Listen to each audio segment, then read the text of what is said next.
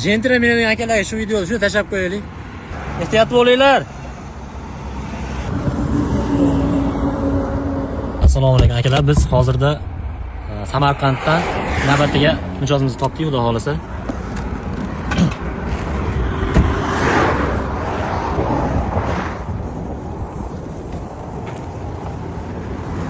Bay bay. Nima bu endi aka, qani?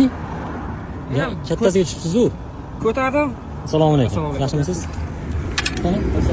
Keloni o'zimiz qilib beramiz. Aka, Andijondan yo'lga chiqqanmiz, shunaqa yo'lda buzilib qolgan mashinalarni bekarga to'g'rilab beryapmiz. Rahmat aka.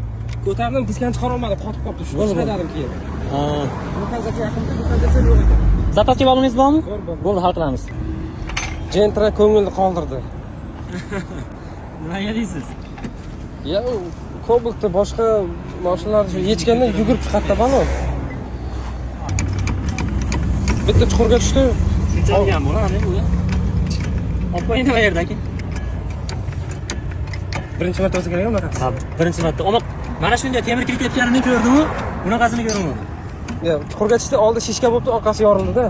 Ko'tardim, bir 40 minut harakat qildim chiqarishga. Tepdim, rosa hamma narsa qilib bo'lmadi. Oxirida aqlim chiqib shunday haydadim. Sekin balon yirtilib ketdi o'sha.